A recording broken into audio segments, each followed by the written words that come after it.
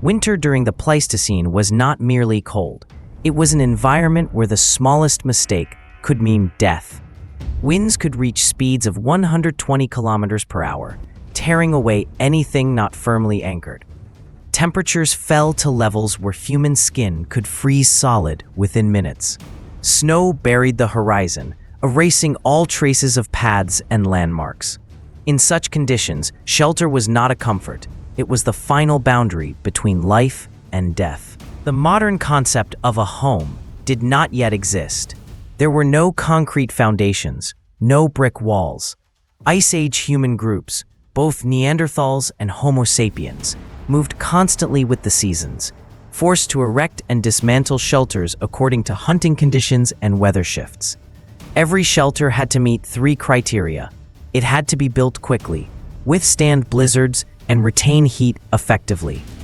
Failure in any one of these could mean the entire group might perish overnight. This pressure for survival produced the engineers of ice, humans who knew how to use every available material in their surroundings. The carcass of a mammoth provided sturdy bones for framing. Hides from reindeer, bison, or woolly rhinoceros became windproof coverings. Stones and packed snow were shaped into low walls to break the wind and anchor the structure. Everything was used to its fullest extent. Waste was not an option. Neanderthals often chose natural rock shelters as a base, reinforcing them with dry stone walls, hides, and bones.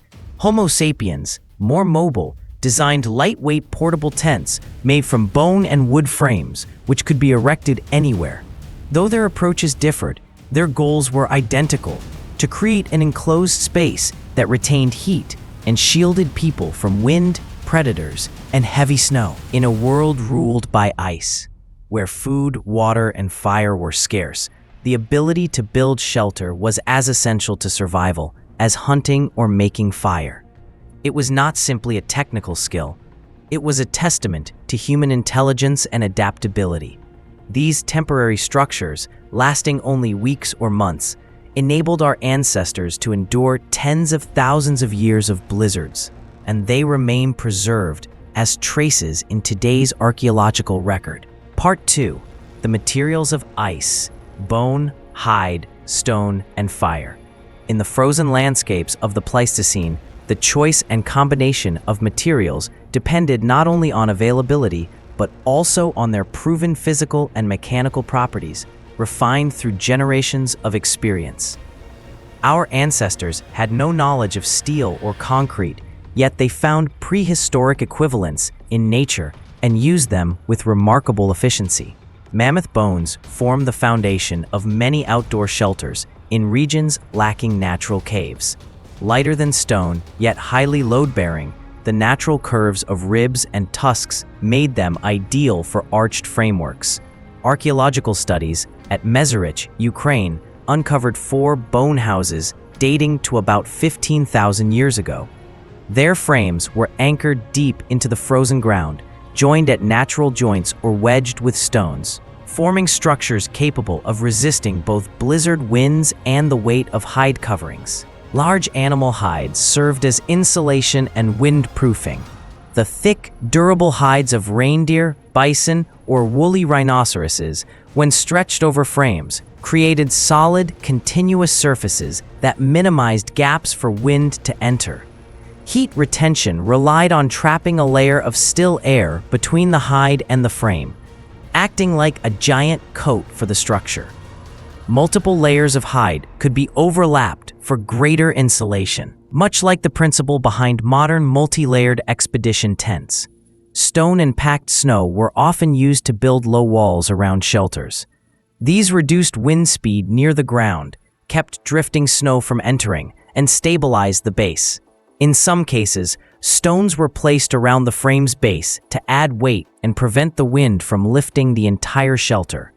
Packed snow, when compacted into blocks, had mechanical strength comparable to soft stone, and could also reflect heat from the fire back into the living space. Wood was scarce in the open, frozen plains. When available, it often came from distant forested areas or as driftwood carried by meltwater rivers. Wood was easy to work and light to transport, but less load-bearing than bone or stone. Homo sapiens often combined wood with bone in portable tent frames, while Neanderthals primarily used wood for secondary features such as door supports or hanging racks. Fire was not merely a source of warmth, it was integrated into shelter design. Hearth placement was calculated to optimize heat circulation. In many structures, the hearth sat at the center, radiating heat evenly, though in some cases, it was placed off-center to create a warmer zone for sleeping or drying hides. Large stones or bones placed around the fire retained heat longer and acted as barriers against stray sparks. One defining trait of these ice engineers was their complete recycling of resources. After a large hunt, an animal carcass provided more than food. Bones became beams and posts. Hides became walls and roofs, sinews became lashings, and even fat could be burned as supplementary fuel. In a resource-scarce world, turning byproducts into building materials was not simply efficient, it was essential. This strategy, though born in the Ice Age, would echo through later human civilizations, even as technologies advanced. From these elements, it becomes clear that each shelter was not an accidental byproduct of circumstance, but the result of tens of thousands of years of accumulated knowledge. The calculated combination of bone, hide, stone, snow, and fire produced temporary yet vital structures, capable of protecting humans through the longest, coldest nights of the Ice Age. Part 3. Fishing Villages and the Coastal Kingdoms. Coastal communities during the Ice Age were not merely temporary seasonal camps. Archaeology shows that many coastal sites were reused for generations, leaving traces of organization and division of labor. Basic structures consisted of shelters made from wood, bone, and animal hide, built near the shore and sturdy enough to withstand sea winds. Alongside them, life on the coast also encouraged exchange with communities living far inland. Coastal groups could supply salt, dried fish, seal oil, and shells, goods rare in the interior. In return, they received flint, obsidian, thick furs, or timber from distant forests. These trade routes were more than economic transactions.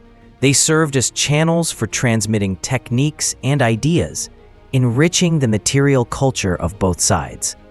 This interaction is visible in the artifacts. At many coastal sites, archaeologists have found obsidian spear points originating hundreds of kilometers inland, alongside shell ornaments found in high mountain regions. This proves the existence of wide and stable connections, not just occasional contacts. Coastal culture developed distinctive traditions. Rituals by the sea often revolved around the return of the fish runs or major hunts. Evidence of large fire pits and shell ornaments suggests large gatherings, possibly to reinforce the term coastal kingdom here does not mean a political state ruled by kings, but rather a network of interconnected communities along the shore, linked through resource exchange, marriage alliances, and shared rituals. In the Ice Age, where resources shifted with the seasons and years, this network was a collective survival mechanism. One group could rely on another when fish were scarce or storms destroyed shelters. These kingdoms depended on a delicate balance between resource use and environmental protection. Knowledge about fish spawning cycles, seabird nesting sites, and marine migration seasons was widely shared and followed as unwritten law. Violating these rules could damage food supplies and threaten the network's survival. Thus, Ice Age coastlines were not only ecological zones but also social spaces, places where humans built community structures, maintained exchange relationships, and developed distinctive cultural symbols. The remains buried beneath layers of sediment and shell tell more than a story of diet. They reveal how humans organized collective life in a changing environment. Part 4. When the ice melted and the seas rose. Between roughly 12,000 and 7,000 years ago, Earth entered a period of dramatic climate change. The end of the last ice age triggered rapid global ice melt. Massive ice sheets in North America and Northern Europe, once kilometers thick, began to retreat. Vast amounts of meltwater poured into the oceans, raising global sea levels by an average of more than 1 meter per century, fast enough that within a few generations, the shoreline could move inland by several kilometers. The result was the disappearance of vast coastal lands that had been home to thousands of communities. In northern Europe, Doggerland, a great plain linking Britain to mainland Europe, vanished entirely beneath the North Sea. In Southeast Asia, the Sunda Shelf, once connecting Vietnam, Malaysia, and Indonesia, was drowned, creating today's island geography. In North America, extensive coastal plains in Florida, the Gulf of Mexico, and the Pacific coast were lost forever. Underwater archaeology has documented clear evidence of these vanished landscapes. Sonar imaging and seabed mapping reveal networks of ancient rivers, freshwater lakes, and valleys now lying tens of meters underwater. In some places, divers and remotely operated vehicles, ROVs, have found stone tools, pottery shards, animal bones, and even stone foundations, suggesting settlements abandoned as sea levels rose. Off the coasts of Israel and Japan, stone fish traps and submerged constructions remain as evidence that humans continued to exploit coastal environments until the very last moment. The loss of these coastal lands was not only a loss of territory, but also of livelihood. Fishing grounds, shellfish beds, lagoons, and river mouths, economic centers of these communities, were submerged, forcing people to seek new food sources. Many groups were driven inland, where they had to compete with long-established communities. Sudden shifts in population distribution sparked conflicts over territory, water sources, and hunting grounds. Mass migrations also reshaped social structures. Smaller groups could merge to protect resources or split apart when resource pressure grew too high. Coastal trade networks that once sustained the prosperity of the coastal kingdoms either collapsed or shifted inland. Fishing methods, seafood processing techniques, and marine-related rituals were lost as environmental conditions changed. Yet the story of these lands did not end with their disappearance. Fragments of their memory were preserved in oral traditions and myths. Cultures across Europe, Asia, and the Americas tell of great floods or lands swallowed by the sea. Though told through the lens of mythology, these tales may reflect collective memories of post-Ice Age sea level rise. Part 5. The Legacy Beneath the Waves. Studying the vanished Ice Age coastlines is one of modern archaeology's greatest challenges. Unlike terrestrial sites, most evidence of prehistoric coastal life lies deep under saltwater, hidden for thousands of years. To reach them, scientists rely on a combination of advanced technologies. Multi-beam sonar scanning allows the creation of detailed 3D maps of the seafloor, identifying ancient rivers, tidal flats, and possible man-made foundations. The images help pinpoint areas likely to have been habitation or resource-gathering sites. At promising locations, archaeologists deploy specialist divers or ROVs to survey and recover artifacts. These tools operate effectively at depths beyond human reach, capturing video, taking measurements, and extracting sediment samples without damaging the site. Findings from these studies have opened a new archive of human history. Off the coast of Britain, archaeologists have uncovered hunting tools and human bones in the area once known as Doggerland. On the Sunda Shelf, sonar has revealed networks of ancient riverbeds and mangrove zones, potential fishing and foraging sites. Off Japan's coast, deliberately arranged stone structures hint at human construction before the area sank beneath the sea. Alongside the scientific data, the cultural legacy of these lost shores persists in human tradition. Many myths and legends, despite their fantastical elements, align with geological and archaeological evidence. The Greek story of Atlantis, the Indian Ocean legend of Lemuria, and great flood tales from Mesopotamia, India, Southeast Asia, and the Americas may all be rooted in collective memories of post-Ice Age sea level rise. While embellished with the supernatural, they remain historical fragments reflecting the profound environmental changes that shaped human communities. The importance of studying these ancient coastlines goes beyond redrawing Ice Age maps. They are key to understanding how humans evolved and developed.